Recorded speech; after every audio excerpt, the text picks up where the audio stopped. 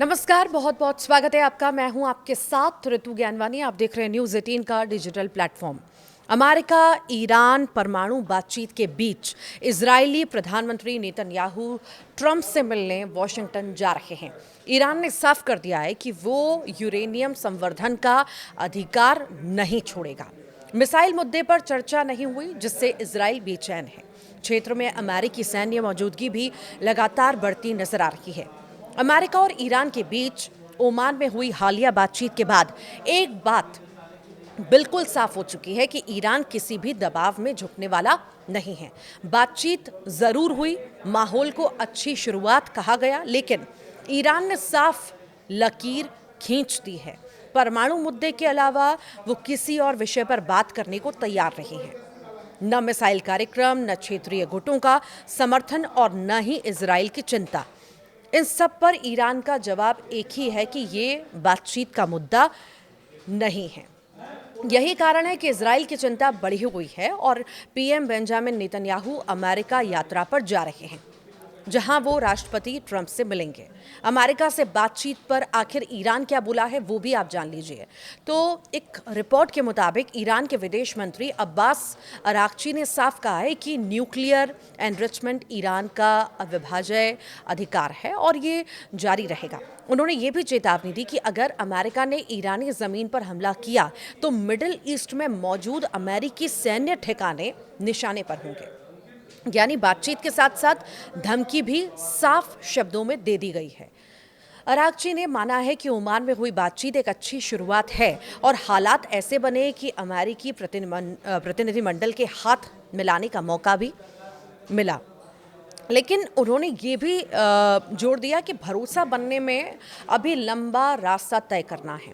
Iran की शर्तें पहले जैसी ही सख्त हैं। ईरान के आम लोग हालांकि उतने आशावादी नहीं दिखे। तेहरान में कई लोगों का मानना है कि पहले की तरह ये बातचीत भी बिना नतीजे के खत्म हो सकती है, क्योंकि दोनों पक्ष अपनी अपनी जिद पर अड़े हुए हैं। देखिए, अमेरिका ने डबल गेम खेला है। दिलचस्प बात यह है कि बातचीत को बहुत अच्छी बताने के कुछ घंटों बाद ही अमेरिकी राष्ट्रपति डोनाल्ड ट्रंप ने एक नया कार्यकारी आदेश जारी कर दिया। इस आदेश के तहत ईरान से कारोबार करने वाले देशों पर टैरिफ और ईरान के तेल निर्यात से जुड़े कई जहाज़ों और कंपनियों पर नए प्रतिबंध लगा दिए गए। यानी एक तरफ बातचीत का संदेश, दूसरी तरफ आर्थिक शिकंजा। यही वजह है कि ईरान बार बार कह रहा है कि असली समाधान सिर्फ बातचीत से ही निकलेगा, धमकियों से नहीं। इजराइल की परेशानी आखिर क्यों बढ़ चुकी है, ये भी आप जान लीजिए। तो अमेरिका चाहता है कि बातचीत में ईरान का बैलिस्टिक मिसाइल कार्यक्रम और क्षेत्रों में उसकी समर्थित गुट भी शामिल हों।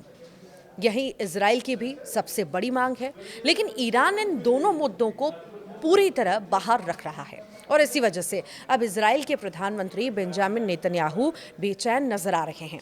वो तय समय से पहले ही अगले हफ्ते वॉशिंगटन जाकर ट्रंप से मुलाकात करने वाले हैं और माना जा रहा है कि नेतन्याहू ट्रंप पर दबाव डालेंगे कि ईरान पर ऐसा कड़ा दबाव बनाया जाए जिससे वो सिर्फ परमाणु नहीं बल्कि मिसाइल और क्षेत्रीय नेटवर्क पर भी बातचीत को मजबूर हो। एक रिपोर्ट के मुताबिक नेतन्याहू के साथ इजरायली वायुसेना के आने वाले प्रमुख ब्रिगेडियर जनरल ओमर टिशलर भी होंगे। ये मामले की गंभीरता को दिखाता है। ईरान अमेरिका में तनातनी आखिर क्यों है? देखिए, इसी बीच अमेरिकी विशेष दूत स्टीव विटकॉफ और ट्रंप के दामाद जेरेड कुशनर अरब सागर में तैनात aircraft carrier USS Ibrahim Lincoln पर पहुंचे। वहां पर उन्होंने अमेरिकी सैनिकों से मुलाकात की और ट्रंप की नीति ताकत के दम पर शांति का हिस्सा बताया।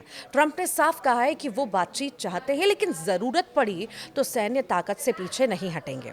ईरान ने भी जवाब में साफ कर दिया है कि हमला हुआ तो जवाब सीमित नहीं होगा। आप क्या सोचते हैं इसे लेकर के? जरूर बताइएगा।